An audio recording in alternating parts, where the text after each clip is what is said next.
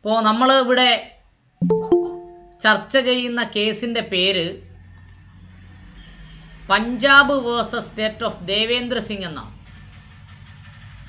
ആ കേസ് നമ്മൾ സുപ്രീം കോടതിയുടെ സൈറ്റിൽ നിന്ന് ഡൗൺലോഡ് ചെയ്യാൻ ആഗ്രഹിക്കുന്നവർ സിവിൽ അപ്പീൽ നമ്പർ 2317/2011 എന്ന് ടൈപ്പ് ചെയ്താൽ കിട്ടും.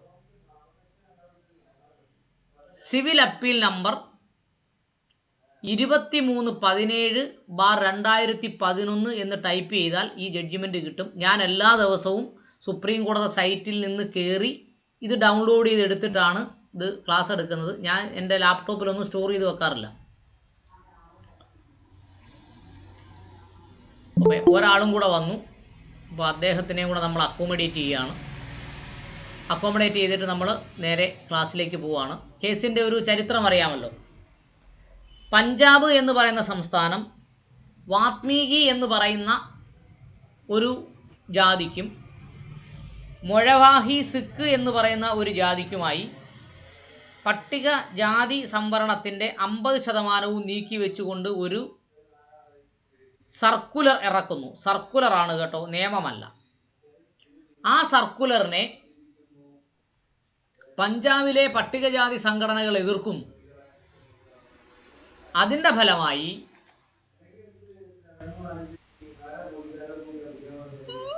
പഞ്ചാബ് ആൻഡ് ഹരിയാനയുടെ ഡിവിഷൻ ബെഞ്ച്, പഞ്ചാബിനും ഹരിയാനയ്ക്കും കൂടെ ഒരു കോടതിയാണുള്ളത്, അതിൻ്റെ ഡിവിഷൻ ബെഞ്ച് ഇതിനെ റദ്ദ് ചെയ്യുന്നു. സർക്കുലർ റദ്ദ് ചെയ്യുന്നു. ആ റദ്ദ് ചെയ്ത ഉത്തരവിനെ പഞ്ചാബ് ഗവൺമെൻറ് സുപ്രീം കോടതിയിൽ SLP സ്പെഷ്യൽ ലീവ് പെറ്റീഷൻ വഴി എതിർക്കുന്നു. ഈ എതിർക്കുന്ന അതായത് പഞ്ചാബ് ആൻഡ് ഹരിയാന കോടതിയിൽ നിന്ന് സുപ്രീം കോടതിയിലേക്ക് കേസ് പോകുന്ന ആ സമയത്ത് ആ പഞ്ചാബ് ആൻഡ് ഹരിയാന കോടതി റദ്ദ് ചെയ്ത അതേ സർക്കുലർ ഒരു നിയമമാക്കി പഞ്ചാബ് ഗവൺമെൻറ് നടപ്പാക്കുന്നു. ആ നിയമത്തിനെ ചലഞ്ച് ചെയ്യുന്നു. ആ നിയമത്തിനെ പഞ്ചാബ് ആൻഡ് ഹരിയാന ഹൈക്കോടതി ആദ്യത്തെ ഉത്തരവ് പ്രകാരം റദ്ദ് ചെയ്യുന്നു. ആ റദ്ദ് ചെയ്തതിൻ്റെ അപ്പീലാണ് പഞ്ചാബ് ഗവൺമെൻറ് എവിടെ വന്നിട്ടുള്ളത്?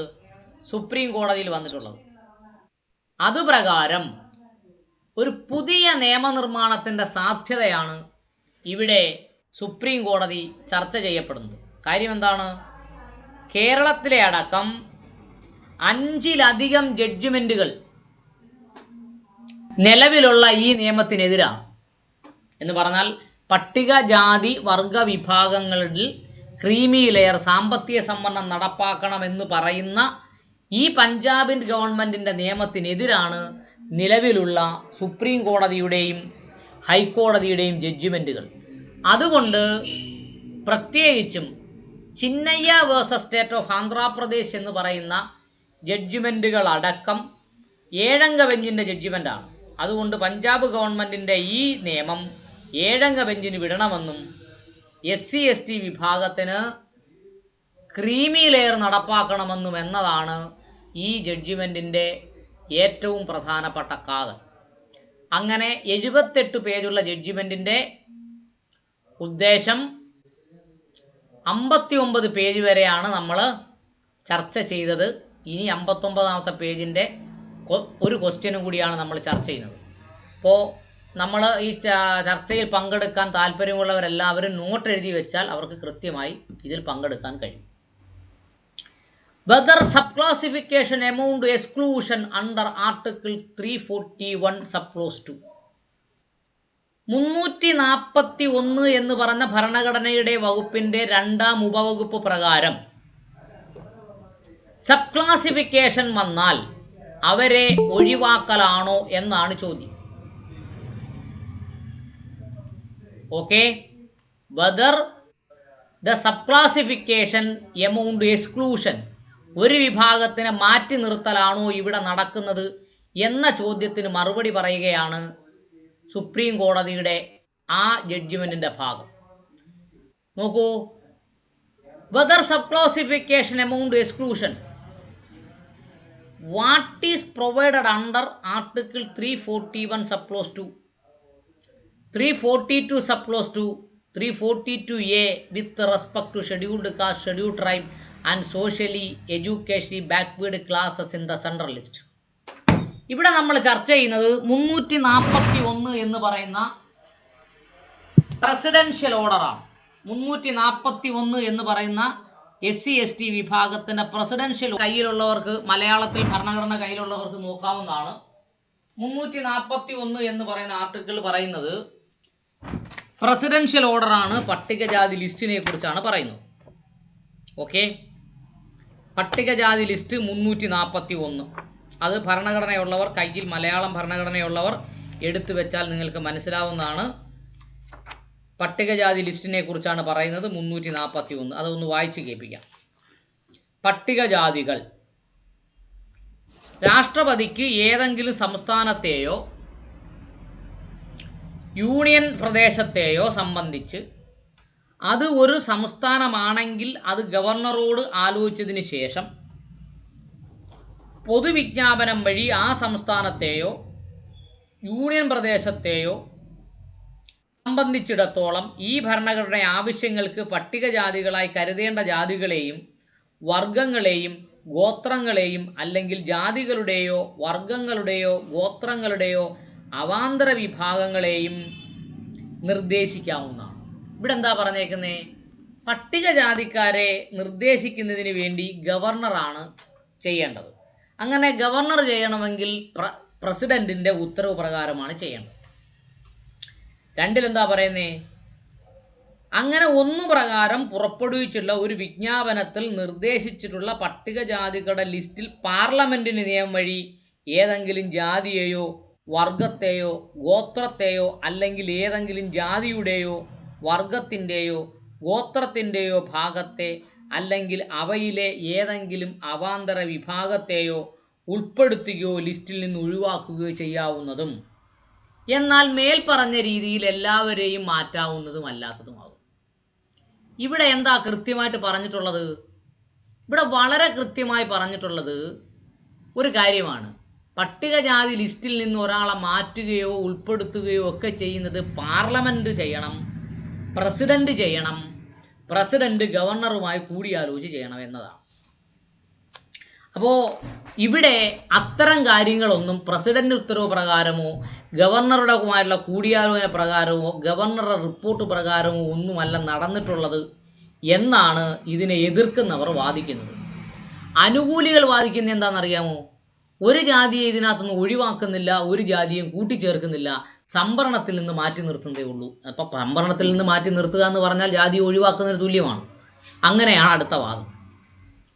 അപ്പോൾ നോക്കൂ, 341(2), 342(2), 342 എന്ന് പറഞ്ഞാൽ പട്ടികവർഗ ലിസ്റ്റ്, 342A എന്ന് പറഞ്ഞാൽ സാമ്പത്തികമായി പിന്നോക്കം നിൽക്കുന്നവരുടെ list.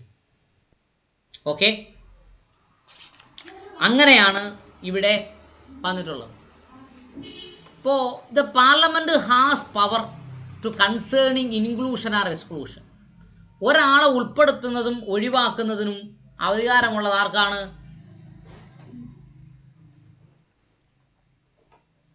പാർലമെൻറ്റിനാണ്. Once there is an exclusion, once ഒരു തവണ ഒരു ജാതിയെ ഒഴിവാക്കിയാൽ there is no power to reinclude. അവിടെയാണ് പ്രശ്നം. പട്ടികജാതി ലിസ്റ്റിൽ നിന്ന് ഏതെങ്കിലും ഒരു വിഭാഗത്തിനെ സംവരണത്തിൽ നിന്ന് ഒഴിവാക്കിയാൽ, ഒരു ജാതിയെ സംവരണത്തിന് ഒഴിവാക്കിയാൽ അവർക്ക് പിന്നീട് സംവരണം കിട്ടാനുള്ള അവകാശമുണ്ടോ എന്നൊരു വലിയ പ്രശ്നമാണ്. One there is an exclusion, ഒരിക്കൽ ഒരു ജാതിയെ പുറത്താക്കിയാൽ അല്ലെങ്കിൽ സംവരണത്തിൽ നിന്ന് ഒഴിവാക്കിയാൽ, ജാതിയുടെ ലിസ്റ്റിൽ നിന്ന് പുറത്താക്കുന്നില്ല എന്ന് പറയാം, എങ്കിലും സംവരണത്തിൽ നിന്ന് പുറത്താക്കിയാൽ അവർക്ക് തിരിച്ച് സംവരണത്തിൽ വരുന്നതിന് വേണ്ടി കഴിയുമോ? ഇവിടെ പറയുന്നത് കഴിയില്ലെന്നാണ്. Once there is an exclusion, there is no power to re-include. The parliament has power to include or exclude the central list or scheduled caste, scheduled tribe and socially educationally backward class. ആർക്കേ അധികാരമുള്ളൂ? Parliament മാത്രമേ അധികാരമുള്ളൂ. എന്തിന്? ഒരു ജാതിയെ ലിസ്റ്റിൽ നിന്ന് ചേർക്കുന്നതിനും ലിസ്റ്റിൽ നിന്ന് ഒഴിവാക്കുന്നതും. ലിസ്റ്റിൽ നിന്ന് ഒഴിവാക്കാതെ സംവരണത്തിൽ ഒഴിവാക്കുന്നതിനും പാർലമെൻറ്റ് മാത്രമേ അധികാരമുള്ളൂ എന്നും വാദിക്കേണ്ടിയിരിക്കുന്നു. അടുത്തത്,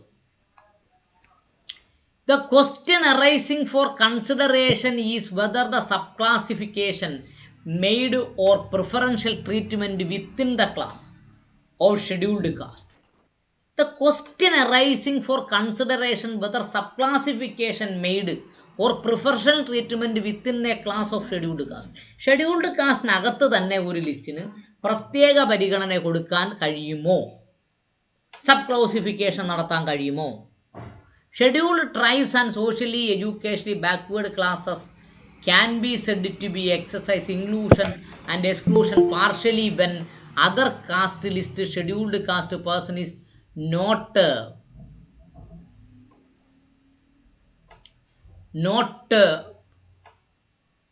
deprived the benefit of reservation. മറ്റ് ഒരു സമുദായത്തിന്, പട്ടികജാതിയിൽപ്പെട്ട ഒരു സമുദായത്തിന് സംവരണത്തിൻ്റെ ബെനിഫിറ്റ് ഇല്ലാതെ ഒഴിവാക്കാതെ തന്നെ ഒരു ക്ലാസിഫിക്കേഷൻ നടത്താം എന്നാണ് ഇവിടെ പറഞ്ഞിട്ടുള്ളത്. അത് നോക്കിയേ, the question arising for consideration whether subclassification made for preferential treatment within the class of scheduled caste. Scheduled caste എന്ന് പറയുന്ന ലിസ്റ്റിനകത്ത് ഒരു പ്രത്യേക ജാതിക്ക് വേണ്ടി ക്ലാസിഫിക്കേഷൻ നടത്തുകയോ പ്രിഫറൻഷ്യൽ ട്രീറ്റ്മെൻറ്റോ നടത്താൻ കഴിയുമോ? പട്ടികവർഗക്കാർക്ക് ക്ലാസിഫിക്കേഷൻ നടത്താൻ കഴിയുമോ? പ്രിഫറൻഷ്യൽ ട്രീറ്റ്മെൻറ്റ് നടത്താൻ കഴിയുമോ? സാമൂഹ്യപരമായും വിദ്യാഭ്യാസപരമായും പിന്നാക്കം നിൽക്കുന്ന ജനതയ്ക്ക് പ്രത്യേക പരിഗണന നടത്താൻ കഴിയുമോ എന്നൊക്കെ ചോദ്യമാണ് ഇവിടെ ഉന്നയിച്ചിട്ടുള്ളത്. അതിൽ പറയുന്നത് പൂർണ്ണമായും ഒരു വിഭാഗത്തിനെ സംവരണത്തിൽ നിന്ന് ഒഴിവാക്കാതെ പ്രിഫറൻഷ്യൽ ട്രീറ്റ്മെൻറ്റ് നടത്താമെന്നാണ് ഇവിടെ പറഞ്ഞുകൊണ്ടേയിരിക്കുന്നത്.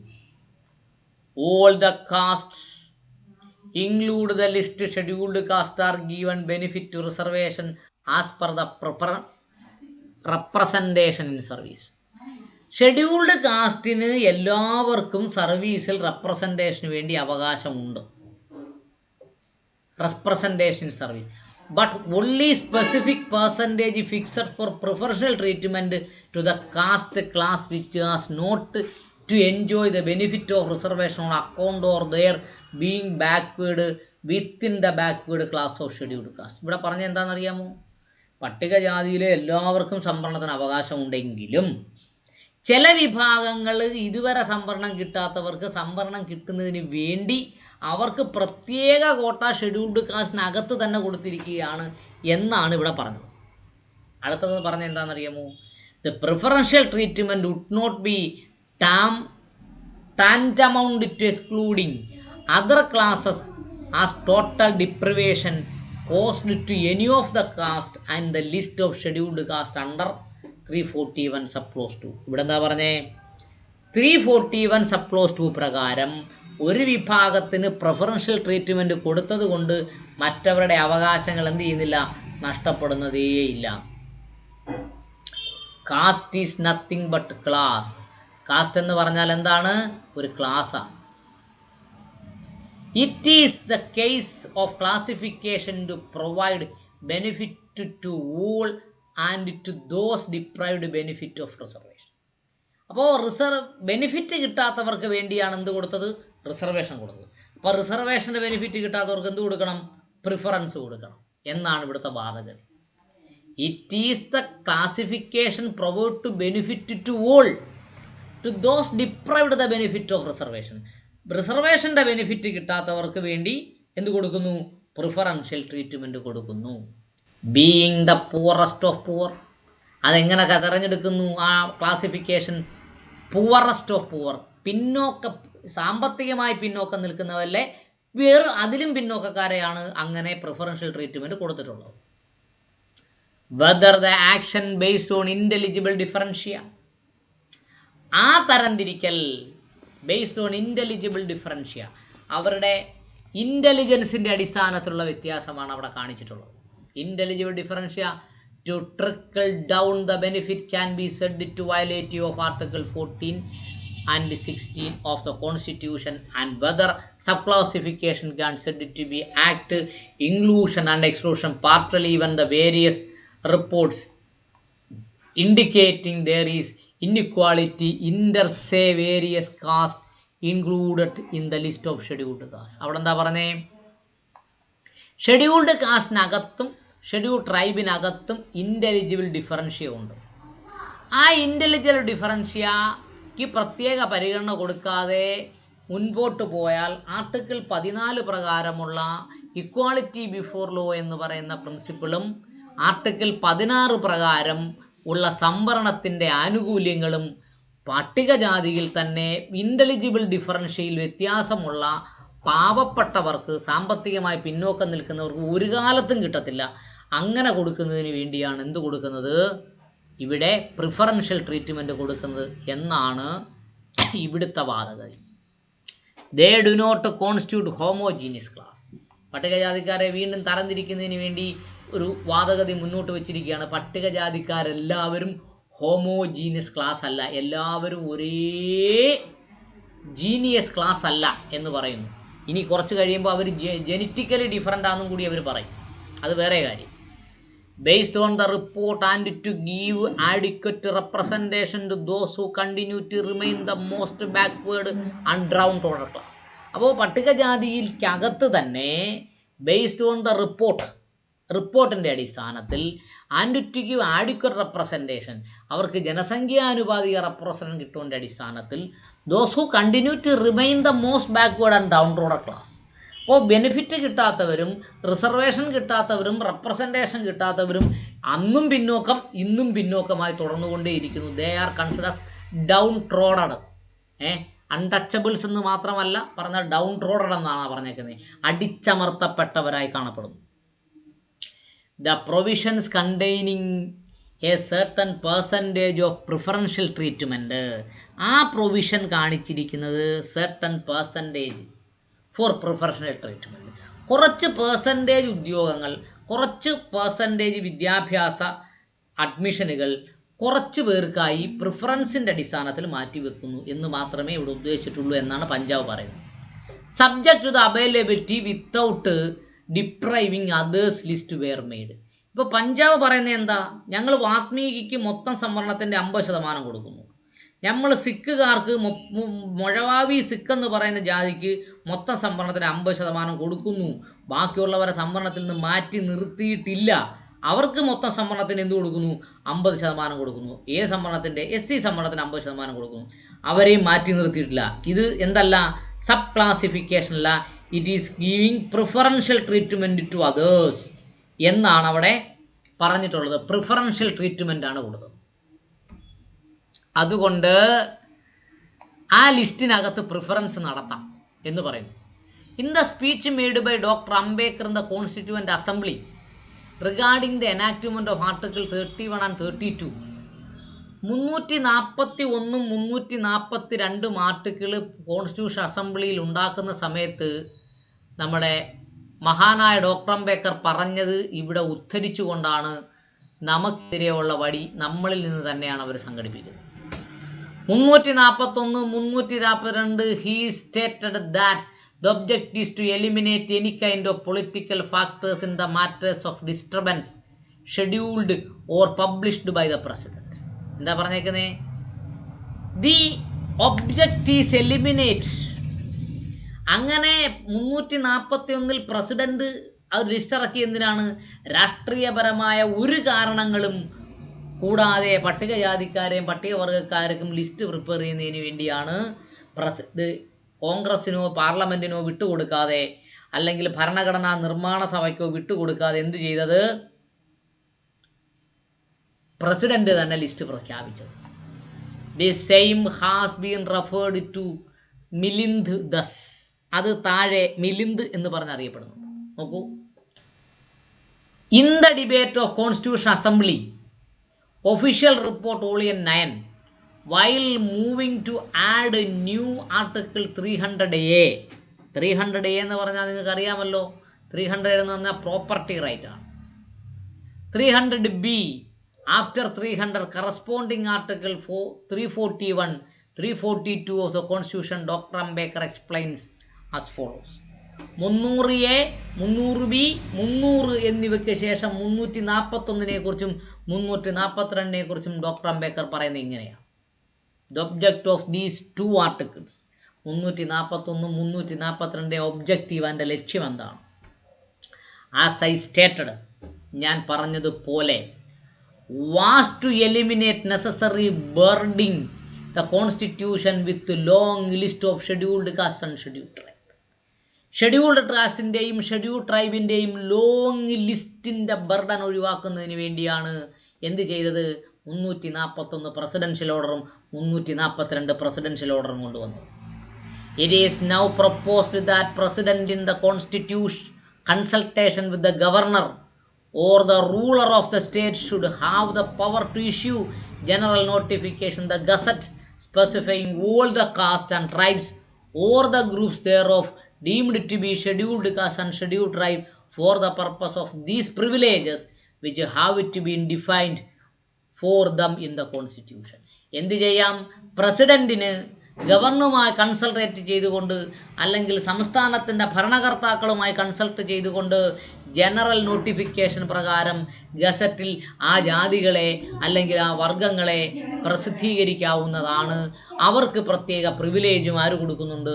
ഭരണഘടന കൊടുക്കും എന്നാണ് മഹാനായ ഡോക്ടർ അംബേദ്കർ 341 കുറിച്ചും 342 കുറിച്ചും പറഞ്ഞിട്ടുള്ളത്. പിന്നെന്താ പറഞ്ഞേ? The only limitation that has been imposed is thus. അങ്ങനെ കൊടുക്കുന്നതിന് വേണ്ടിയുള്ള ലിമിറ്റേഷൻ എന്ന് പറഞ്ഞാൽ അതിൻ്റെ വിഘാതങ്ങൾ അല്ല, തടസ്സം എന്ന് പറയുന്നത് that once a notification has been issued by the president ഒരു നോട്ടിഫിക്കേഷൻ ഇഷ്യൂ ചെയ്താൽ by the president which is undoubtedly he will issue in the consultation with the advice of the government of each state. അങ്ങനെ issue ചെയ്യുമ്പോൾ എന്ത് ചെയ്യണം? Undoubtedly, സംശയമില്ലാതെ, he issue in the consultation with the advice of the ഗവൺമെൻറ്റിൻ്റെ അനുവാദം കൺസൾട്ടേഷനും എന്ത് ചെയ്തിരിക്കണം? ഇഷ്യൂ ചെയ്തിരിക്കണം. The state whether the elimination was made, the list notified, any addition was to be made, that must be made by the parliament and not by the president. അങ്ങനെ എന്തെങ്കിലും addition ചെയ്യണമെങ്കിൽ, ആരെങ്കിലും കൂട്ടിച്ചേർക്കണമെങ്കിൽ ആര് കൂട്ടിച്ചേർക്കണം? ഗവർണർ, പ്രസിഡന്റ് കൂട്ടിച്ചേർക്കരുത്, governor കൂട്ടിച്ചേർക്കരുത്, by the പാർലമെൻറ്റാണ് കൂട്ടിച്ചേർക്കേണ്ടത്. അപ്പോൾ ഇവിടെയും നമ്മൾ പറയേണ്ട ഏറ്റവും പ്രധാനപ്പെട്ട കാര്യം, പഞ്ചാബ് ഗവൺമെൻറ്റിന് ഒരു വിഭാഗം പട്ടികജാതിക്കാർക്ക് കൂടുതൽ എന്തു കൊടുക്കാൻ അധികാരമില്ല, സംവരണം കൊടുക്കാനും ഒരു വിഭാഗം പട്ടികജാതിക്കാരെ സംവരണത്തിന് മാറ്റി നിർത്താനും അധികാരമില്ല. അധികാരം ഉണ്ടെങ്കിൽ ആർക്ക് മാത്രമേ ഉള്ളൂ? അത് പാർലമെൻറ്റ് മാത്രമേ ഉള്ളൂ എന്നാണ് അവിടെ പറയുന്നത്.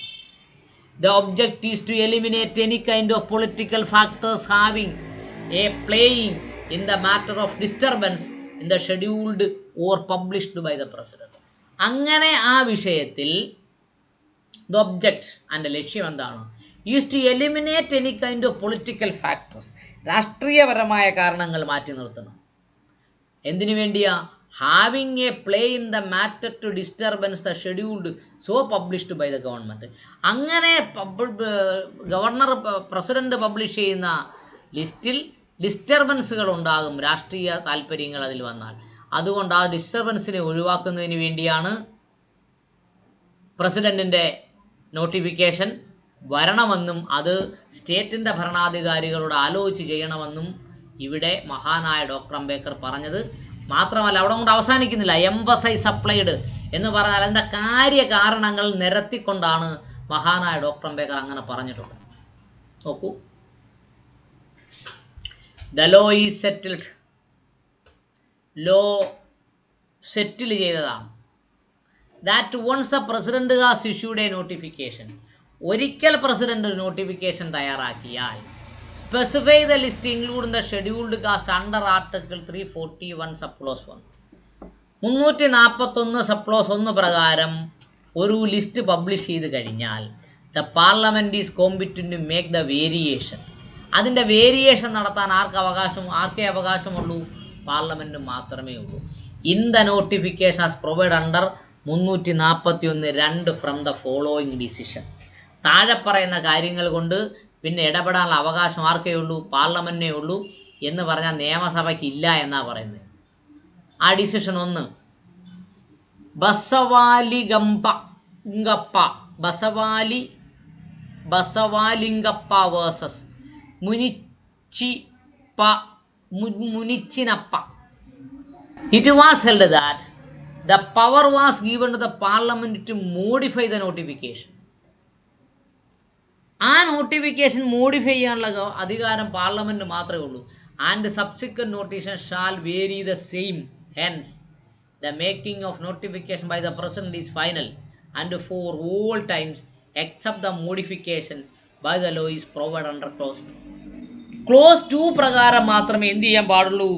ആ ലിസ്റ്റ് മോഡിഫൈ ചെയ്യാൻ പാടുള്ളൂ. എന്ന് പറഞ്ഞാൽ പഞ്ചാബ് ഗവൺമെൻറ് ഇപ്പം ഈ മോഡിഫിക്കേഷൻ നടത്തിയിട്ടുള്ളത് ക്ലോസ് 2 പ്രകാരമല്ല, 341 ക്ലോസ് 2 പ്രകാരമല്ല എന്നതാണ് ഇവിടെ വാദിക്കുന്നത്.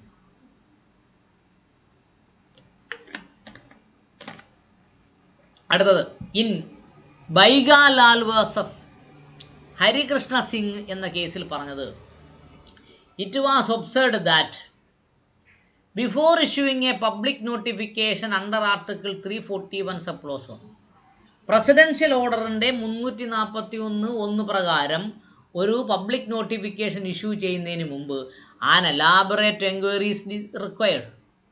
വളരെ വിശാലമായൊരു എൻക്വയറി ആവശ്യമാണ്. To be made as a result therefore social justice is sought to be done to the caste, race or tribe. അതുകൊണ്ട് as a result thereof social justice is sought to be done to the caste. എങ്ങനെയെങ്കിൽ ഒരു elaborate enquiry ഉണ്ടെങ്കിൽ അതിൻ്റെ അടിസ്ഥാനത്തിൽ അതിൻ്റെ റിസൾട്ടിൽ cast, raise, tribes എന്നിന് എന്ത് ചെയ്യാം? ഒരു സോഷ്യൽ ജസ്റ്റിസ് കൊടുക്കാം, സാമൂഹിക നീതി നടപ്പാക്കാൻ പറ്റും. There can be specification by reference to different areas in the state. There can be specification. അതുകൊണ്ട് വ്യക്തമായ സ്പെസിഫിക്കേഷൻ, കൃത്യമായ ഇടപെടൽ നടത്താൻ പറ്റും. Different areas in the state, സംസ്ഥാനത്തിൻ്റെ വിവിധ മേഖലകളിൽ ഇടപെടൽ നടത്തുവാൻ ഇങ്ങനെയുള്ള പഠനങ്ങൾക്ക് കഴിയും. Education and social backwardness may not be uniform to the same intensity to the whole of the state. വിദ്യാഭ്യാസപരമായ പിന്നോക്കാവസ്ഥയും സാമൂഹ്യപരമായ പിന്നോക്കാവസ്ഥയും സംസ്ഥാനത്തുടനീളം ഒരുപോലെ ആയിരിക്കണമെന്നില്ല. വയനാട് ജില്ലയിലെ പിന്നോക്കാവസ്ഥയല്ല തിരുവനന്തപുരം ജില്ലയിലെ പിന്നോക്കാവസ്ഥ, അങ്ങനെയാണ് പറയുന്നത്. കാസർഗോഡ് ജില്ലയിലെ പിന്നോക്കാവസ്ഥയല്ല എറണാകുളം ജില്ലയിലെ പിന്നോക്കാവസ്ഥ. അങ്ങനെ സംസ്ഥാനത്തുടനീളം പിന്നോക്കാവസ്ഥയിൽ, സാമ്പത്തികമായ പിന്നോക്കാവസ്ഥയിലും വിദ്യാഭ്യാസമായ പിന്നോക്കാവസ്ഥയിലും വ്യത്യാസങ്ങൾ ഉണ്ടാവും എന്ന് പറയുന്നു. അടുത്ത പറഞ്ഞേ, it was opined that the state government may initiate appropriate proposal for modification in case of claim is genuine or tenable. അപ്പോൾ എന്താ പറയുന്നു? It was open that the state government may initiate appropriate proposal. State government appropriate proposal കൊണ്ടുവരണം, ആവശ്യമായ നിർദ്ദേശങ്ങൾ കൊണ്ടുവരണം. For the modification the case claim is genuine and tenable. ഒരു claim, ഒരു പ്രത്യേക വിഭാഗത്തിന് പ്രത്യേക പരിരക്ഷ കൊടുക്കണമെന്ന് പറയുന്നതിൻ്റെ ക്ലെയിം ജെന്യൂനാണ്, സതുദ്ദേശത്തോടുള്ളയാണ്, നടപ്പാക്കേണ്ടതാണ് എന്നതിനെക്കുറിച്ച് സ്റ്റേറ്റ് ഗവൺമെൻറ്റാണ് നിർദ്ദേശങ്ങൾ കൊണ്ടുവരേണ്ടത് എന്ന് ഇവിടെ Srish Kumar Chaudhary versus state of Tripura എന്ന് പറയുന്ന കേസിൽ പറഞ്ഞു. അടുത്ത എന്താ പറഞ്ഞേ? പാലക്കാട് ജില്ല തമൻ സൗമത്യ സംരക്ഷണ സമിതി എന്ന് പറയുന്ന കേസ് സ്റ്റേറ്റ് ഓഫ് കേരള കേസാണ്. പാലക്കാട് ജില്ല തണ്ടാൻ സമുദായ സംരക്ഷണ സമിതി എന്ന് പറയുന്ന കേസിൽ പറഞ്ഞിരിക്കുന്നത്, it was held that no enquiry could be held or evidence in the determination whether or not some particular caste fall within or outside it. ചില ജാതികൾ പാലക്കാട് ജില്ലാ തണ്ടാൻ സാമുദായ സംരക്ഷണ സമിതി എന്ന് പറഞ്ഞ കേസിൽ പറഞ്ഞ എന്താണ്? It was held that no enquiry, ഒരു അന്വേഷണവും നടന്നിട്ടില്ല, could be held the or evidence let to determine whether or not some particular caste falls in outside. അപ്പോൾ തണ്ടാൻ സമുദായ സംരക്ഷണ സമിതിയിൽ എൻക്വയറി നടത്തിയിട്ട് കുറച്ച് തണ്ടാന്മാർ പുറത്തു പോയെന്നും കുറച്ച് തണ്ടാന്മാർ അകത്ത് വന്നെന്നും ഒന്നിനെക്കുറിച്ചൊന്നും കൃത്യമായ പഠനം നടന്നിട്ടില്ല എന്ന് എവിടെ പറഞ്ഞിട്ടുണ്ട്? ബഹുമാനപ്പെട്ട സുപ്രീം കോടതി 1994 പറഞ്ഞിട്ടുണ്ട്. Milind, the law to a similar effect was laid down whether a particular scheduled caste or scheduled tribe in the list is to be determined looking to them as they are. അവിടെ എന്താ പറഞ്ഞേ? മിലിന്ദ് എന്ന് പറഞ്ഞ judge അഭിപ്രായപ്പെടുന്നത്, in Milind law to be similar effect was laid down whether a particular scheduled caste or scheduled tribe in the list is to be determined looking them to they as they are. അപ്പോൾ അവിടെ പറഞ്ഞെന്താ? നിയമം നോക്കുമ്പോൾ ചില particular scheduled കാസ്റ്റിനെയും scheduled ട്രൈബിനെയും list നോക്കുമ്പോൾ determined ചെയ്ത് എടുക്കാൻ കഴിയും. രണ്ടാമത് പറയുന്നത്, the article does not permit anyone to seek modification by leading evidence that other caste or tribes is part of the caste or tribe mentioned in the list. Article does not permit. 341 എന്ന് പറയുന്ന article അനുവദിക്കുന്നില്ല. എന്ത്? Permit any one to seek modification. ആരെയും അതിൽ modification നടത്താൻ അനുവദിക്കുന്നില്ല. എങ്ങനെ? By leading evidence that other caste or tribes is a part of the caste or tribes mentioned in the list. മറ്റ് കാസ്റ്റുകളും ട്രൈബുകളും ഇതിന് സിമിലർ ആണോ, ഇതിൽ ചേർക്കാമോ എന്നതിനെക്കുറിച്ച് എന്ത് ചെയ്യില്ല? ഒരു നോട്ടം നോക്കുന്നതിന് വേണ്ടി 341 എന്ന് പറയുന്ന ആർട്ടിക്കിൾ ആരെയും അനുവദിക്കുന്നില്ല. എന്ന് പറഞ്ഞാൽ അതിൽ ആരെയും ഇൻക്ലൂഡ് ചെയ്യാൻ പറ്റില്ല എന്നാണ് അവിടെ പറയുന്നത്. No purpose would be served to look a gazetteers to glossaries to establish the same. അങ്ങനെ അതിനു വേണ്ടിയുള്ള പർപ്പസ് ഗസറ്റിലോ മറ്റെങ്ങും അതിനെക്കുറിച്ച് പറയുന്നു. It is not open the court to modify vary the order. Presidential order ആയതുകൊണ്ട് കോടതിക്ക് പോലും ആ ഓർഡർ വേരി ചെയ്യുന്നതിന് വേണ്ടി എന്തില്ല? അവകാശമില്ല എന്നു കൂടിയാണ് ഈ കേസിൽ പറയുന്നത്. മിലിന്ദ് എന്ന് പറഞ്ഞ ജഡ്ജിയുടെ അഭിപ്രായത്തിൽ പറയുന്നത് എന്താണ്? It is not open the court to modify or vary the list. കോടതിക്ക് പോലും ഈ ലിസ്റ്റിൽ ഇടപെടുന്നതിന് വേണ്ടി എന്തില്ല? അവകാശമില്ല എന്ന് വളരെ വ്യക്തമായി ഇവിടെ പറയുന്നു. In Bir Singh it was held that. Bir Singh എന്ന് പറയുന്ന കേസിൽ പറയുന്നത്, in Bir Singh it was held that. Bir Singh എന്ന് പറയുന്ന കേസിൽ പറയുന്നത്, it was held that scheduled caste and tribes by any authority except parliament would be against the constitution mandate under the article 341 and 342. വളരെ വ്യക്തമായി പറയുന്നു, പാർലമെന്റ് അല്ലാതെ മറ്റാരെങ്കിലും ഈ വിഷയത്തിൽ ഇടപെടുന്നത് തന്നെ ഭരണഘടനാപരമായി തെറ്റാണ് എന്ന് പറയുന്നു. നോക്കൂ ആ കേസ് പറഞ്ഞേക്കുന്നേ.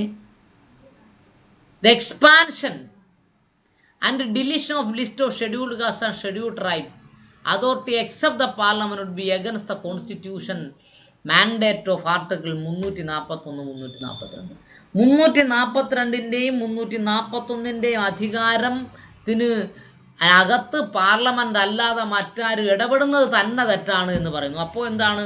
പഞ്ചാബ് ഇപ്പം നിർമ്മിച്ചിരിക്കുന്ന നിയമം എന്തല്ല, നിലനിൽക്കുന്നതല്ല എന്ന് വളരെ അർത്ഥശങ്കയ്ക്ക് ഇടയില്ലാതെ ഇവിടെ വിശദീകരിച്ചിരിക്കുകയാണ് ചെയ്യുന്നത്. If in the opinion of the state it is necessary to extend the benefit of reservation of the class category of scheduled caste and scheduled tribe beyond those specified in the list, the state to make the view that in the matter prevailed within the central authority to enable appropriate parliamentary exercise to make by an amendment of the scheduled caste and scheduled tribe list. ഇവിടെ എന്താണ് പറഞ്ഞിരിക്കുന്നത്? ഏതെങ്കിലും സംസ്ഥാനത്തിൻ്റെ ഒരു പ്രത്യേക വിഭാഗത്തിന് പ്രത്യേകപരമായ സംരക്ഷണം പട്ടികജാതി ലിസ്റ്റിനകത്ത് പെടുത്തിയോ അല്ലാതെയോ ചെയ്യണമെങ്കിൽ ആരിടപെടണം? പാർലമെൻറ്റ് ഇടപെടണം എന്നാണ് ഇവിടെ പറഞ്ഞിരിക്കുന്നത്. അടുത്തത് പറഞ്ഞിരിക്കുന്നത് in Heikham Surchandra Singh versus representing of Lois എന്ന് പറയുന്ന കേസിൽ പറഞ്ഞത്, it was observed that for the purpose of the constitution, ഭരണഘടനയുടെ ആവശ്യത്തിന് വേണ്ടി, schedule tribe define under article 366 sub clause 25. അപ്പോൾ പ്രക്ഷോഭ് മനസ്സിലാക്കുക, 366 സബ് ക്ലോസ് 24 എന്നാണ് പ്രക്ഷോഭ് ഫോൺ ചെയ്തപ്പോൾ ഞാൻ പറഞ്ഞത്. അത് 24 അല്ല കേട്ടോ. ട്രൈബ് എന്ന് പറയുന്ന 25ഉം ഷെഡ്യൂൾഡ് കാസ്റ്റ് എന്ന് പറയുന്ന 24ഉമാണ്. ഓക്കെ, ഞാൻ നോക്കി, ആ സമയത്ത് നോക്കി. ഷെഡ്യൂൾഡ് കാസ്റ്റ് 24ഉം ഷെഡ്യൂൾഡ് ട്രൈബ് 25ഉമാണ്. അതെ. Okay. It was observed that for purpose of constitution, tribe defined in 366(25) are substituted under the act of second schedule or conclusive. അവിടെ പറയുന്നത് എന്താ? ഷെഡ്യൂൾ ട്രൈബ് എന്ന് പറയുന്നത് 366(25) പെർവ്യൂവിൽ വന്നാൽ മാത്രമേ ഷെഡ്യൂൾ ട്രൈബ് ആകൂ, അല്ലെങ്കിൽ ഷെഡ്യൂൾ ട്രൈബ് ആകില്ല എന്ന് തീർത്ത് പറയുന്നു. Shri Surat Vatsan Jilla KMG Parishad versus union of India എന്ന് പറയുന്ന കേസിൽ പറയുന്നു, law to smaller effect was laid down. താഴെ പറയുന്നതാണ് എന്തോന്ന്, 341(1). Protest the scheduled caste members having regard to their economic and educational backwardness. അങ്ങനെ ഷെഡ്യൂൾഡ് കാസ്റ്റ് മെമ്പേഴ്സിനെ എങ്ങനെയാണ് ലിസ്റ്റിൽ പെടുത്തിയത്? അവർ സാമൂഹികമായി പിന്നോക്കാവസ്ഥയിലാണ്, എഡ്യൂക്കേഷണലി സാമ്പത്തികമായും പിന്നോക്കാവസ്ഥയിലാണ്. In that context the president is empowered to limit the notification to parts of the group within the caste. അപ്പോൾ ഒരു ജാതിയുടെ അകത്തുള്ള ഒരു പ്രത്യേക വിഭാഗത്തിനെ മാത്രമായി അന്ന് പ്രസിഡന്റ് എന്ത് ചെയ്യണമായിരുന്നു? ലിമിറ്റ് ചെയ്യണമായിരുന്നു എന്ന് പറയുന്നു. ഇൻ ദാറ്റ് കോണ്ടെക്സ്റ്റ്, ആ കാര്യത്തിൽ the president is empowered to limit the notification to parts of the group within the caste. ഒരു ജാതിക്കകത്തുള്ള ഒരു പ്രത്യേക ഗ്രൂപ്പിനെ മാത്രമായി നോട്ടിഫിക്കേഷൻ നിലനിർത്താമായിരുന്നു എന്നാണ് പറഞ്ഞത്. പക്ഷേ ഇവിടെ പറഞ്ഞെന്താ? The notification issued in the terms of set provision is exhaustive. പക്ഷേ അങ്ങനെ 341 അണ്ടറിൽ നടത്തിയ നോട്ടിഫിക്കേഷൻ വളരെ വലിയ എക്സോസിറ്റീവായൊരു നോട്ടിഫിക്കേഷനാണ്, വളരെ വിശാലമായൊരു നോട്ടിഫിക്കേഷനാണ്. The legal fiction is required to be given its full effect as laid down in the Punit Devi vs Dinesh Chowdhury എന്ന് പറയുന്ന കേസിലും ആ നോട്ടിഫിക്കേഷൻ, ആ ലീഗൽ ഫിക്ഷൻ, നിയമപരമായ ഫിക്ഷൻ നിലനിർത്തിയിട്ടുണ്ട്. ഫിക്ഷൻ എന്ന് പറഞ്ഞാൽ എന്താണെന്നറിയാമോ? ദിവ്യത്വം. ഇപ്പോൾ ഈ ദൈവങ്ങളെയൊക്കെ പടം വരയ്ക്കുമ്പോൾ അതിൻ്റെ പുറകിലൊരു പ്രകാശഗോളം വരുന്ന പോലെ കാണുമല്ലോ, അതാണ് ഫിക്ഷൻ എന്ന് പറയും, legal fiction. In Punit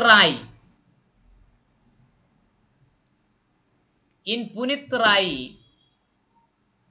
it was observed that the president has been authorized to limit the notification the parts or group within the caste. ഇപ്പോൾ പ്രസിഡന്റിന് ഒരു പ്രത്യേക പാർട്ടിനെയോ ഒരു പ്രത്യേക ഗ്രൂപ്പിനെയോ നോട്ടിഫിക്കേഷൻ നിലനിർത്താമായിരുന്നു ഒരു ജാതിയുടെ. The notification issued is exhaustive, and the object of Article 341 is provided preferential right by way of protection to the members of scheduled caste having regard to economic, educational backwardness from their support. അവർ കാലാകാലങ്ങളായി അനുഭവിച്ച സാമ്പത്തികമായ പിന്നോക്കാവസ്ഥയും വിദ്യാഭ്യാസപരമായ പിന്നോക്കാവസ്ഥയും കൊണ്ട് അവർക്ക് ഒരു preferential ട്രീറ്റ്മെൻറ്റാണ് ഇവിടെ കൊടുത്തിട്ടുള്ളത്. ആര്? President. The question arose concerning migrants not listed in the presidential notification. ഈ സമയത്ത് മൈഗ്രൻ്റ് ചെയ്യപ്പെട്ടവർ ഷെഡ്യൂൾഡ് കാസ്റ്റിൽ ബന്ധിട്ടില്ല. മൈഗ്രൻ്റ് എന്ന് പറഞ്ഞാൽ മലയാളികൾ തമിഴ്നാട്ടിൽ ചെന്നാൽ, പട്ടികജാതിക്കാരായ മലയാളികൾ തമിഴ്നാട്ടിൽ ചെന്നാൽ അവരവിടെ SC അല്ല, അവർ OBC ആയിരിക്കും. ഓക്കെ, അതാണ് അവിടെ മൈഗ്രൻ്റ് എന്ന് ഉദ്ദേശിക്കുന്നത്. Whether they could claim the benefit of reservation. അങ്ങനെ മൈഗ്രൻ്റ് ചെയ്തവർക്ക് റിസർവേഷൻ്റെ ബെനിഫിറ്റ് കിട്ടുമോ? It was held that subject of reservation vice versa include caste and tribe. അതിനെ തിരിച്ചും മറിച്ചും വിട്ടാലും എങ്ങനെ കിട്ടുള്ളൂ? കാസ്റ്റിനും ട്രൈബിനും മാത്രമേ കിട്ടുള്ളൂ. The presence of article 338, 338A, 341, 342 in the constitution precludes that. അത് 338, 338A, 341, 342 പ്രകാരം കാസ്റ്റിനും ട്രൈബിനും മാത്രമേ എന്ത് കിട്ടുള്ളൂ? SC/ST റിസർവേഷൻ കിട്ടുള്ളൂ. The central government and the state government may lay down a policy decision regarding reservation having regard to Article 15, 16, but such a policy cannot be violative of other constitutional provisions. ഇവിടെ എന്താ പറഞ്ഞേ? Central ഗവൺമെൻറ്റിനും state ഗവൺമെൻറ്റും വേണമെങ്കിൽ ലേ down A policy division, ഒരു policy, ഒരു നയപരമായ പ്രഖ്യാപനം നടത്താം, തീരുമാനമെടുക്കാം. പക്ഷേ അത് 15-നെയും 16-നെയും എന്ത് ചെയ്യരുത്? എതിർക്കരുത്. 15 എന്താ പറയുന്നത്? സാമ്പത്തികവും വിദ്യാഭ്യാസപരവുമായി പിന്നോക്കം നിൽക്കുന്നവർക്ക് എന്ത് കൊടുക്കാം? സംവരണം കൊടുക്കാം. അവർക്ക് പ്രത്യേക പ്രൊവിഷൻ ഉണ്ടാക്കുന്നതിന് രാഷ്ട്രത്തെ തടയുന്നില്ല എന്നാ പറഞ്ഞത്. 16 എന്താ പറഞ്ഞിരിക്കുന്നത്? അവരുടെ അപ്പോയിൻമെൻറ്റുകളിലും എഡ്യൂക്കേഷണൽ സ്ഥാപനങ്ങളിലും പിന്നോക്കക്കാർക്ക് കൂടി പ്രിഫറൻസ് കൊടുക്കാം എന്നാണ് അവിടെ 16 പറഞ്ഞിട്ടുള്ളത്. For revisiting the decision of Inve Chinnaya doctrine of stare disease, several decisions are cited at bar. They are the follows. നോക്കൂ, EV Chinnaya versus state of Andhra Pradesh എന്ന് പറയുന്ന കേസിൻ്റെ പ്രത്യേകത എന്താണ്? പട്ടികജാതിക്കാർ ഒരു ക്ലാസ്സാണ്, പട്ടികവർഗക്കാർ ഒരു ക്ലാസ്സാണ്. അവരെ തരംതിരിക്കാൻ പാടില്ല, അവർക്ക് ക്രീമി ലെയർ ഏർപ്പെടുത്താൻ പാടില്ല, അവരുടെ റിസർവേഷൻ എല്ലാം ഒന്നായിരിക്കണം, അവരൊരു ഹോമോജീനസ് ക്ലാസ്സാണ് എന്ന് പറയുന്നതാണ് EV ചിന്നയുടെ കേസ്. അതിനെ ബേസ് ചെയ്തുകൊണ്ട് താഴെ പറയുന്ന ഒത്തിരി തീരുമാനങ്ങൾ എടുത്തിട്ടുണ്ട്. എന്തുവാ? It was held that the court would review its earlier decision. It is satisfied with the error of the beneficial effect of the decision would be general interest. Public interest is in concern legal philosophy of the constitution. എന്താ പറഞ്ഞേക്കുന്നത്? EV ചിന്നയുടെ case general ഇൻട്രസ്റ്റിനെതിരാണ്, public ഇൻട്രസ്റ്റിനെതിരാണ്. അതുകൊണ്ട് revisit ചെയ്യണം as perpetuation and harmful to public interest. EV ചിന്നയുടെ case അങ്ങനെ നിലനിന്നാൽ അത് പൊതു താൽപ്പര്യത്തിനെ ഹനിക്കും എന്ന് ഇവിടെ പറഞ്ഞിരിക്കുന്നു. ഇനി 66-ാമത്തെ ബിൽ.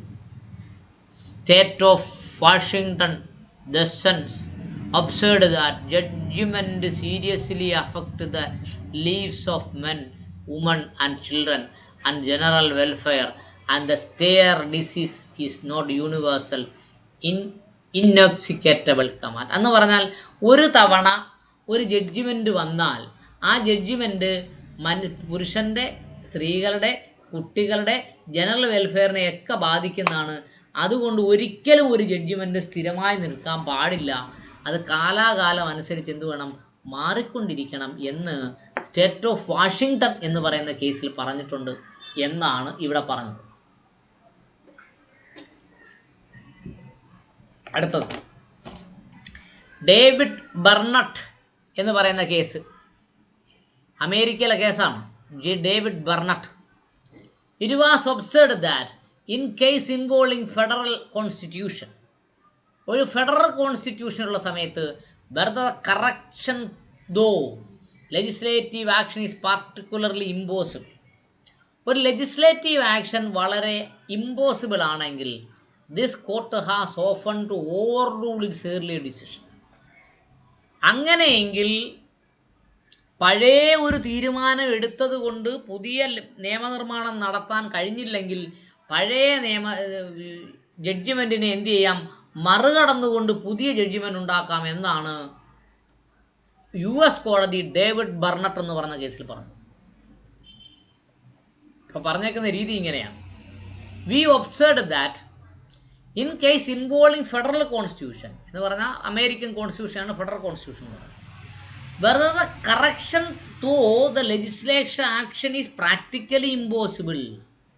ഒരു പുതിയ നിയമനിർമ്മാണം പ്രായോഗികമായി നടപ്പാക്കാൻ കഴിയുന്നില്ലെങ്കിൽ this court has often overrule its earlier decision.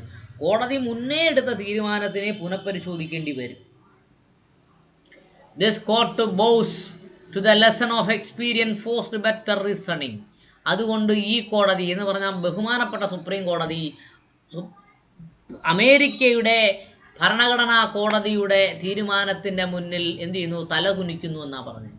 This court bows to the lesson experience forced to better reasoning, recognizing that the process of trial and error faithful to the physical science is also appropriate in judicial function.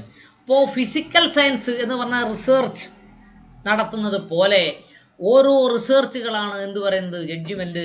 അതുകൊണ്ട് അത് ജുഡീഷ്യറിയിലും apply ചെയ്യണമെന്ന് പറഞ്ഞാൽ ഇന്നലകളിലെ ജഡ്ജിമെൻറ്റിനെ വീണ്ടും വേണമെങ്കിൽ മാറ്റി പറയാം എന്നിവിടെ ബഹുമാനപ്പെട്ട സുപ്രീം കോടതി പറയുകയാണ്. In Graves versus People of States of New York, it was observed that ultimate touchstone of constitutionality is constitution itself and not what we have to said about. ഭരണഘടന എന്നെ വ്യാഖ്യാനിക്കുന്നത് ഭരണഘടന തന്നെയാണ്, അതുകൊണ്ട് വേറൊന്നും പറയാനില്ല എന്ന് പറഞ്ഞാൽ എന്തു ചെയ്യാം, അത് പഴയ ജഡ്ജിമെൻറ്റുകളെ മാറ്റാമെന്നാണ് അവിടെ പറയുന്നത്.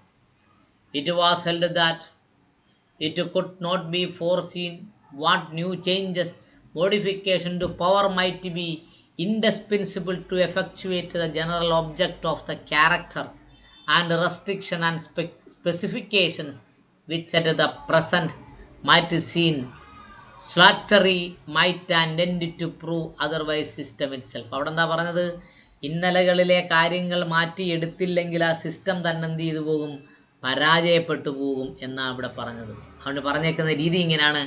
ഇറ്റ് വാസ് ഹെൽഡ് ദാറ്റ്, അതിങ്ങനെ പറയപ്പെട്ടു. It could not be foreseen what new changes, modification, power might be indispensable to effectuate the general object of character. General object, പൊതു ഒബ്ജക്റ്റായ സ്വഭാവങ്ങളിൽ എന്തൊക്കെ മാറ്റങ്ങളാണ് വരുത്തേണ്ടതെന്ന് മുൻകൂട്ടി കാണാനൊന്നും കഴിയത്തില്ലെന്ന്.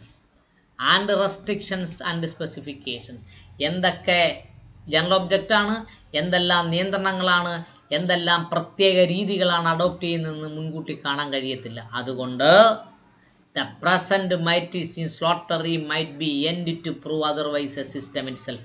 അങ്ങനെ ചേഞ്ച് ചെയ്യാൻ പറ്റില്ലെങ്കിൽ ആ സിസ്റ്റം തന്നെ എന്ത് ചെയ്തു പോവും, നശിച്ചു പോവും. അതുകൊണ്ട് പട്ടികജാതി സംവരണത്തിൽ പുതിയ മാനങ്ങൾ കൊണ്ടുവരാമെന്നിവിടെ സ്ഥാപിച്ചു കൊണ്ടുവരിക.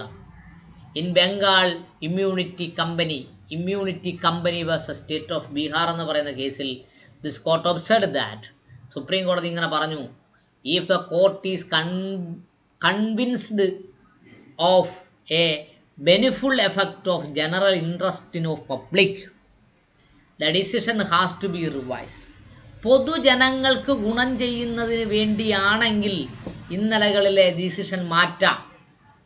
If it is effects so far reaching affect the rights of consuming to public, പൊതുജനങ്ങൾക്ക് ഗുണം ചെയ്യുന്നതാണെങ്കിൽ വീണ്ടും മാറ്റാമെന്ന് അവിടെ പറയുക.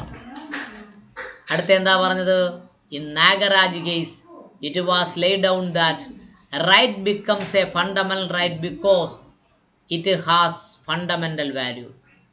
അവകാശം ഫണ്ടമെന്റൽ റൈറ്റ് ആകുന്നത് അതിനെ അടിസ്ഥാനപരമായ വിലയുണ്ടായതുകൊണ്ടാണ്. The constitution is to be given a generous for propositive construction. ഭരണഘടന ഉണ്ടാക്കിയത് എന്തിനു വേണ്ടിയാണ്, നാളുകളിലെ പുതിയ കാര്യങ്ങളെ കണ്ടുപിടിച്ച് മറികടക്കുന്നതിന് വേണ്ടിയാണ്. പ്രൊപ്പോസീവ് കൺസ്ട്രക്ഷൻ, പുരോഗതിയിലേക്ക് വേണ്ടിയാണ് ഭരണഘടന ഉണ്ടാക്കിയിട്ടുള്ളത്. It would enable citizen to enjoy the rights guaranteed by the fullest measure. അവർക്ക് തന്നിരിക്കുന്ന എല്ലാ അവകാശങ്ങളും എല്ലാവർക്കും ഒരുപോലെ ഫുള്ളസ്റ്റ് മെഷറിൽ കിട്ടേണ്ടതും ഉണ്ട്. അടുത്തത് IR കൊയിൽഹോ എന്ന് പറയുന്ന കേസിൽ പറയുന്നു, it was held that the court can also examine additional ground of constitution matters of public interest. കോടതി പൊതു താല്പര്യം സംരക്ഷിക്കുന്നതിന് വേണ്ടി മറ്റ് കാരണങ്ങളും എന്ത് ചെയ്യേണ്ടതുണ്ട്, ചിതഞ്ഞെടുക്കേണ്ടതുണ്ട് എന്ന് പറയുന്നു. അടുത്തത് പറയുന്നു, with respect to the value of binding precedent. ഇന്നലകളിലെ ജഡ്ജിമെൻറ്റിനെയാണ് പ്രീസിഡൻ്റ് എന്ന് പറയുന്നത്. അപ്പോൾ ഇന്നലകളിലെ ജഡ്ജിമെൻ്റ് ഒരു ബൈൻഡിങ് പ്രിൻസിപ്പിളായി നിലനിന്നാൽ, അത് മാറാതെ നിന്നാൽ In Sanjay Head Jail and Senior Counsel has relied upon the following decision. കേശവമിൽ കേസ് വെച്ച് പറയുന്നു, to lay down that unless there are compelling substantial reason, the court would be reluctant to entertain pleas for the reconsideration of the revision of earlier decision. അപ്പോൾ വളരെ സ്ട്രിക്റ്റായി തീരുമാനമെടുക്കേണ്ടാത്ത സാഹചര്യത്തിൽ ഇന്നലകളിലെ തീരുമാനങ്ങളെ പുനഃപരിശോധിക്കണമെന്നും കേശവമില്ല് case ഉദ്ധരിച്ചുകൊണ്ട് പറയുന്നു. അടുത്തത് union of India. While laying down the doctrine of binding precedent has to be merged of promoting certainty and consistency in the judicial decision. അപ്പോൾ ഇവിടുത്തെ പറഞ്ഞ while laying down the doctrine of binding, ഇന്നലകളിലെ judgment അതുപോലെ നടപ്പാക്കുന്നെങ്കിൽ binding president has to merit to promoting certain consistency in the judicial decision. അങ്ങനെയുള്ളതിൽ മുൻവിധിയോടുകൂടിയായിരിക്കും, consistent ആയിരിക്കും. Judicial decision എപ്പോഴും ഒരുപോലെ അങ്ങ് നിലനിൽക്കും. അത് പൊതു താല്പര്യത്തിന് വേണ്ടി മാറ്റാമെന്നാണ് ഇവിടെ പറയുന്നത്.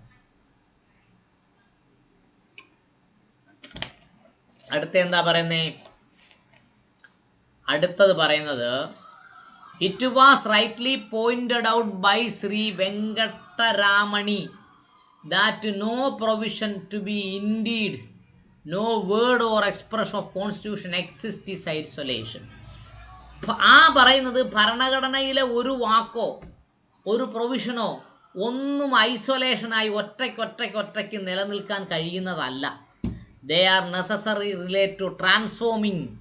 അതെന്ത് ചെയ്യും? ട്രാൻസ്ഫോം ചെയ്തുകൊണ്ടേയിരിക്കും, പരിഷ്കരിക്കപ്പെട്ടുകൊണ്ടേയിരിക്കും.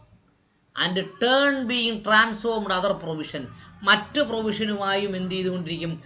മാറ്റപ്പെട്ടുകൊണ്ടേയിരിക്കും. വേർഡ്സ് മറ്റു വാക്കുകളുമായി മാറ്റപ്പെട്ടുകൊണ്ടിരിക്കും, മറ്റു ഫ്രേസുകളുമായി മാറ്റപ്പെട്ടുകൊണ്ടിരിക്കും. And in the phrase in the constitution held in GVK industries limited, അതിനെക്കുറിച്ച് GVK ഇൻഡസ്ട്രീസ് ലിമിറ്റഡ് എന്ന് പറയുന്ന ഒരു കേസാണ് അവിടെ ഉദ്ധരിക്കപ്പെട്ടിട്ടുള്ളത്, അതുമായി ചേർന്നുകൊണ്ട്. ഓക്കെ, അപ്പോൾ പിന്നീട് നമുക്ക് ആ ഒരു പാരഗ്രാഫ് കൂടെ അങ്ങ് പറഞ്ഞു നിർത്താം.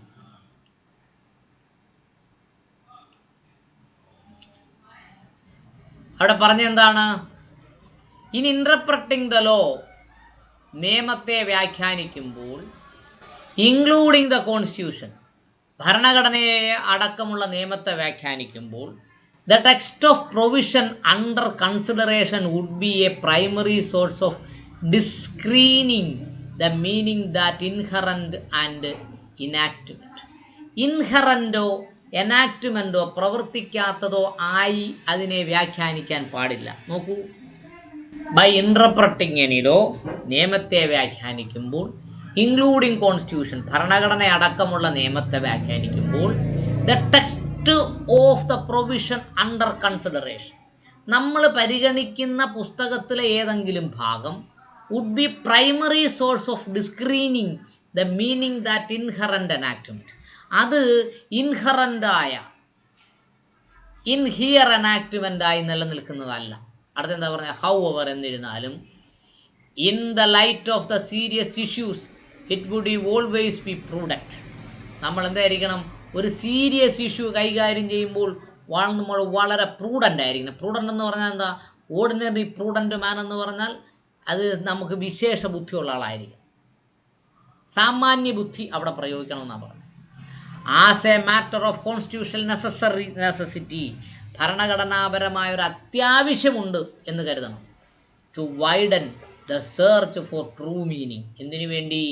To widen the power for a search for true meaning, ഭരണഘടനയിലെ യഥാർത്ഥ അർത്ഥം എന്താണെന്ന് മനസ്സിലാക്കുന്നതിന് വേണ്ടി പരിശ്രമിക്കണം.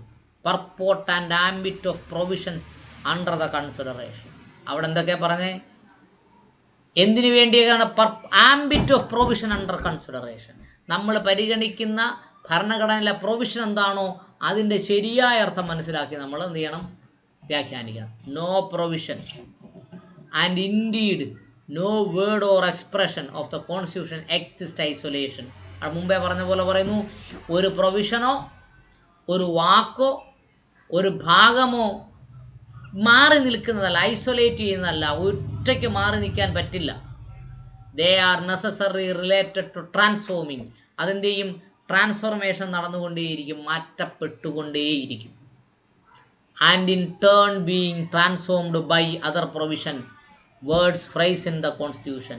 മറ്റ് ഭരണഘടനയുടെ ഭാഗങ്ങളുമായി ട്രാൻസ്ഫോം ചെയ്തുകൊണ്ടാണ് എഴുതിയിരിക്കുന്നത് ഭരണഘടനയുടെ എല്ലാ ഭാഗങ്ങളും നിലകൊള്ളുന്നത് എന്ന് പറയുന്നു. നോക്കൂ, a constitutional code declares law as contained in the constitution. ഒരു ഭരണഘടനാ കോടതി എന്ന് പറയുന്നത് ഭരണഘടനയിലെ ലോ, നിയമം എന്താണ് എന്നാണ് ഡിക്ലെയർ ചെയ്യേണ്ടത്. ബട്ട് ഇൻ ഡൂയിങ് സോ, എന്നാൽ അങ്ങനെ ചെയ്യുന്ന സമയത്ത് it rightly reflect that constitution is A living organic thing. ഭരണഘടന ഒരു ജീവനുള്ള വസ്തുതയാണ് എന്ന് ഓർത്തുകൊണ്ട് വേണം ഭരണഘടനയെ വ്യാഖ്യാനിക്കാൻ. Which of all instrument has greatest claim to constitute broadly and liberally as observed in Goodyear India Limited versus State of Haryana. ഏതിലെ which all instrument is greatest claim constitute broadly and liberally. ആ ഭരണഘടനയിൽ എഴുതിയിരിക്കുന്ന ഓരോ വാക്കുകളും ബ്രോഡായിട്ട്, വളരെ വിശാലമായിട്ടും വളരെ ലിബറലായിട്ടും സിമ്പിളായിട്ടും വ്യാഖ്യാനിക്കാവുന്നതാണ് എന്നും ആര് പറയുന്നു? കോൺസ്റ്റിറ്റ്യൂഷണൽ ബെഞ്ച് പറയുന്നു. അടുത്തത്, the court discuss the concept of socially and education backward class in Indira Sawhney. Indira Sawhney എന്ന് പറയുന്ന കേസിൽ എന്ത് പറയുന്നു? സാമൂഹ്യവും വിദ്യാഭ്യാസപരമായ പിന്നോക്കാവസ്ഥയെക്കുറിച്ച് പറയുന്നു. ഹൗവർ, എന്നിരുന്നാലും the court observed in paragraph 781 extracted about scheduled caste and scheduled tribes are admittedly include within the backward classes. Backward ക്ലാസ്സിനകത്താണ് ആര് വന്നിട്ടുള്ളത്? ഷെഡ്യൂൾഡ് കാസ്റ്റും ഷെഡ്യൂൾഡ് ട്രൈബ് വന്നിട്ടുള്ളത്. As such there is no need of discussion. അതുകൊണ്ട് പ്രത്യേക discussion ആവശ്യമില്ല. Thus discussion was confirmed to whether socially education backward class can be include in 16 sub clause 4. 16 clause 4 backward ക്ലാസ്സിനെ ഉൾപ്പെടുത്തിയിട്ടുണ്ട് എന്നതിനെക്കുറിച്ച് തർക്കമില്ല. അതുകൊണ്ട് SC ST 16 ക്ലോസ് 4 വരും. It was opined that can article 16 sub clause 4 is wider than article 15 sub clause 4. 15 clause 4 എന്നതിനേക്കാളും വലിയ അർത്ഥമാണ് 16 clause 4 അതുകൊണ്ട് it was also observed that backward classes contemplated under article 16(4) do comprise some caste. 16(4) എന്ന് പറയുന്നത് ഒന്നിലധികം ജാതികൾ ചേർന്നതാണ്. The scheduled caste include quite a few caste. Scheduled caste എന്ന് പറയുന്നത് കുറച്ച് ജാതികൾ മാത്രമേ ഉള്ളൂ. Based on the force at fundamental basis interpretation was made. അതുകൊണ്ടാണ് എന്ത് വന്നത്? അതിലെ അടിസ്ഥാന തത്വങ്ങളെ അടിസ്ഥാനമാക്കിയിട്ടാണ് അതിനെക്കുറിച്ച് പ്രത്യേക ഇൻറ്റർപ്രട്ടേഷൻ വ്യാഖ്യാനങ്ങൾ കൊണ്ടുവന്നത്. ഇൻ അവർ ഒപ്പീനിയൻ, സുപ്രീം കോടതിയുടെ 5-അംഗ ബെഞ്ചിൻ്റെ അഭിപ്രായത്തിൽ the decision is relevant for interpreting article 16 sub clause 4 provisions in their application scheduled caste, scheduled tribes and other backward classes. എന്തൊക്കെയാണ് പറഞ്ഞേ?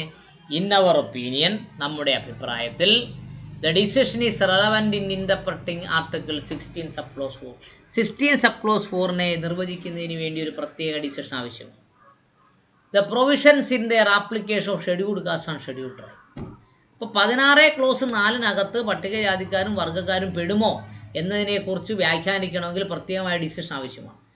And other backward classes, backward classes അതിനകത്തുണ്ട് എന്ന് പറയുന്നതിനും പ്രത്യേക ഡിസിഷൻ ആവശ്യമാണ്. They stand on the similar footing. Backward ക്ലാസും പട്ടികജാതിക്കാരും പട്ടികവർഗ്ഗക്കാരും ഒരേ ലെവലിലാണുള്ളത്, similar footing. And they cannot be treated as different from other also forfeited by the insertion of article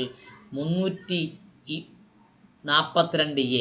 342A എന്ന് പറയുന്ന സാമ്പത്തികമായി പിന്നോക്കം നിൽക്കുന്നവരെയും കൂടെ ചേർത്തതുകൊണ്ട് പട്ടികജാതിക്കാരെയും പട്ടികവർഗ്ഗക്കാരും വ്യത്യസ്തരല്ല എന്നാണ് പറയുന്നത്.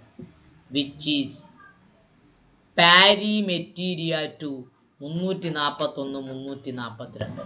അത് 341ൻ്റെയും 342ൻ്റെയും പ്രത്യേക ഘടകങ്ങളുമാണ് എന്ന് പറഞ്ഞാൽ പ്രസിഡൻഷ്യൽ ഓർഡറിൻ്റെ ഭാഗമാണ്.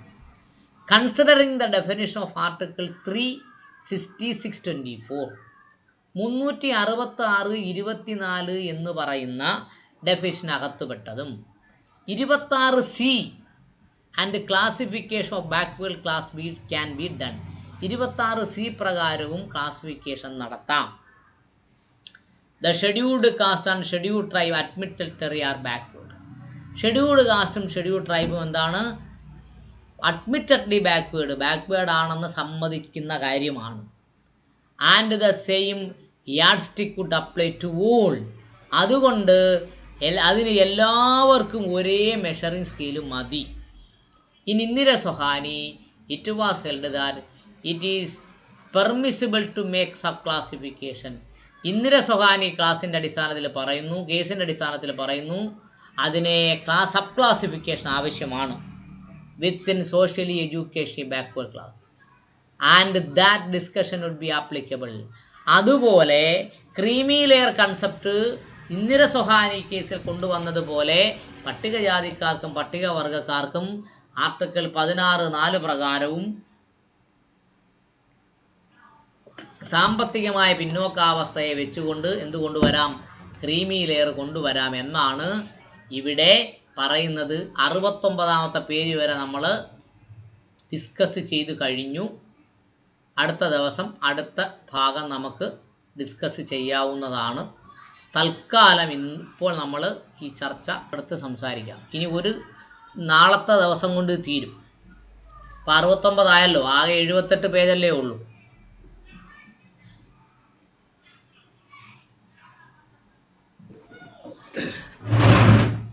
ഒരു മിനിറ്റ്.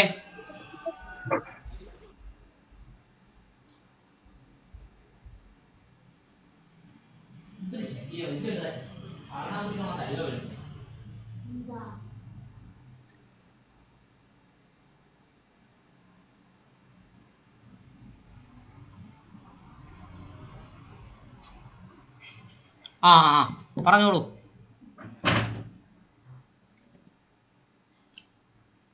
ഗോപി സാറേ,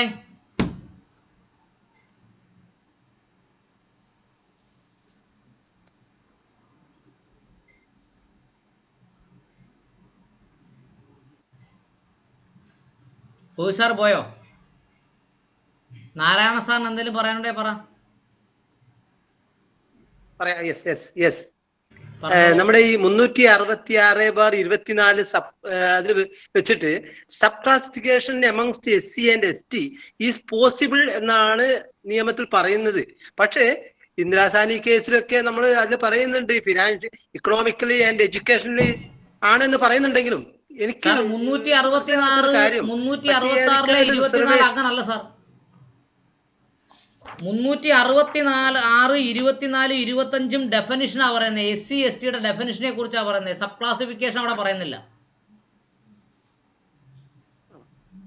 അല്ല, എന്റെ സംശയം എന്താന്ന് വെച്ചാല് നമ്മുടെ എഡ്യൂക്കേഷൻ ആൻഡ് എക്കണോമിക്കൽ ബാക്ക്വേർഡ്നെസ് അല്ല വാസ്തവത്തിൽ ഇതിന് ആധാരമായിട്ടുള്ളത്. നമ്മുടെ സോഷ്യൽ ബാക്ക്വേർഡ്നെസ് മാത്രമല്ലേ വാസ്തവത്തിൽ ഈ സംവരണത്തിനൊക്കെ ബാധകമായിട്ടുള്ളൂ. പക്ഷെ ഈ കോടതികളൊക്കെ ഇങ്ങനത്തെ വീണ്ടും പറഞ്ഞ് നമ്മളെ എഡ്യൂക്കേഷണലി ആൻഡ് ഇക്കണോമിക്കൽ ബാക്ക്വേർഡ്നെസ്സിലേക്ക് എത്തിച്ചേരുന്ന ഒരു സ്ഥിതിവിശേഷം അത് വളരെ മോശമായിട്ടുള്ള ഇത്. അത് നമ്മൾ പൊളിറ്റിക്കലി പവർ ഇല്ലാത്തത് കൊണ്ടാണ് sir. Correct. If we are politically powerful, we can interpret the constitution. ശരി, കറക്റ്റ്. നമുക്ക് പൊളിറ്റിക്കൽ പവർ ഇല്ലാത്തത് കൊണ്ട് നമുക്ക് കേട്ടോണ്ടിരിക്കാനേ പറ്റും, ഇന്റർപ്രറ്റ് ചെയ്യാൻ പറ്റത്തില്ല. സാറ് പറഞ്ഞത് കൊണ്ട് ഞാൻ 366 ഒന്ന് വായിക്കാം. 366 പറയുന്നത് ഡെഫിനിഷനാണ്. നിർവചനങ്ങൾ.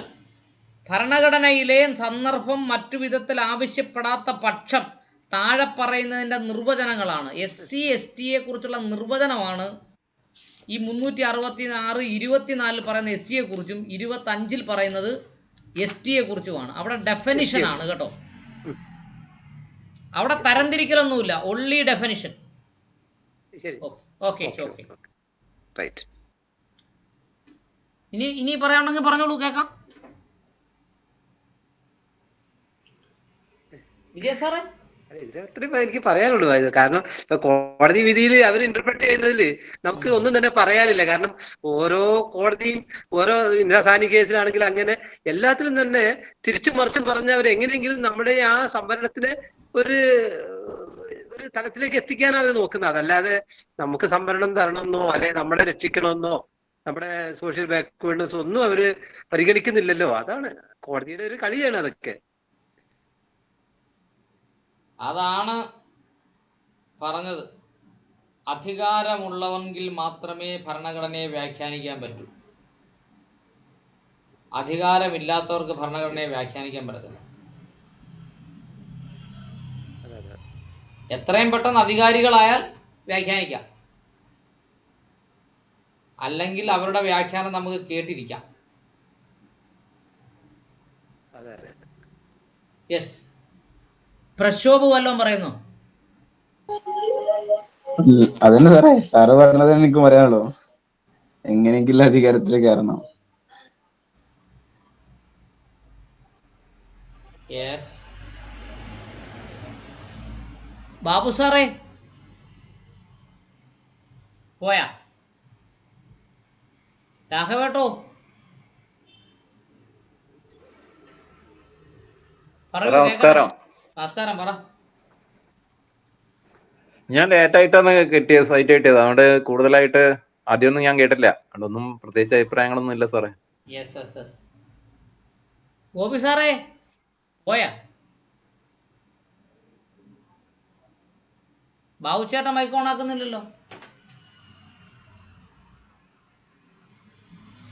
ശരി, ആരും ഒന്നും പറഞ്ഞില്ലെങ്കിൽ നിർത്തിയാലോ?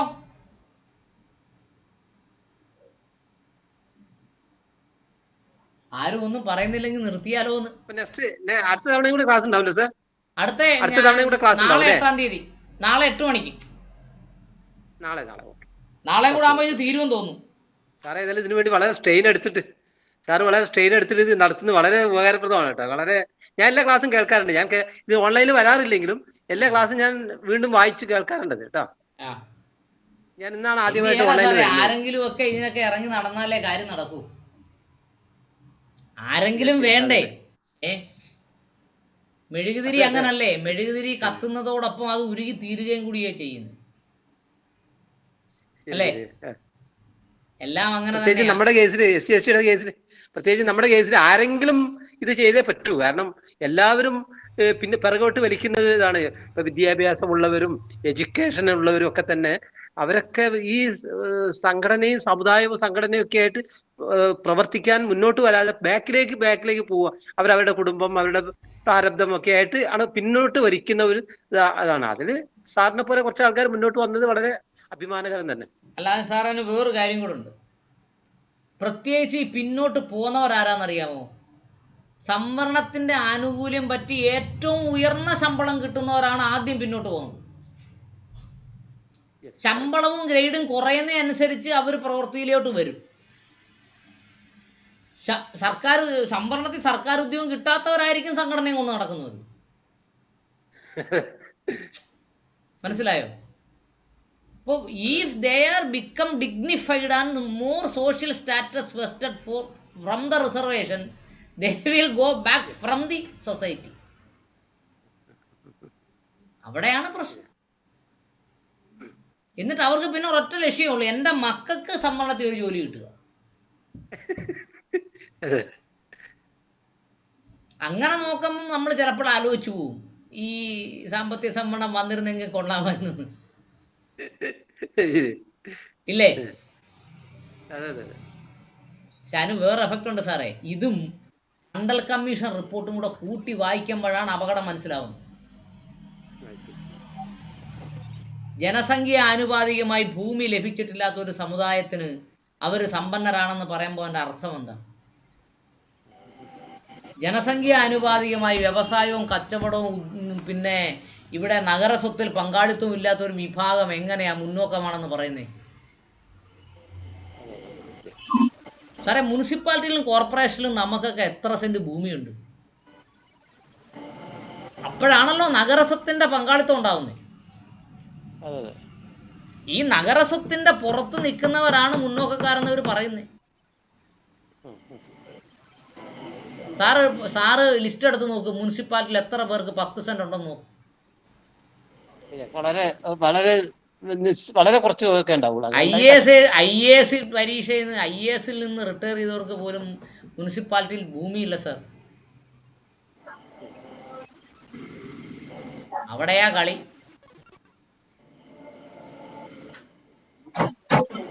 ശരി, നിർത്തിയാണോ? ആരെങ്കിലും ഉണ്ടോ? ഓഫീസർ ഉണ്ടോ?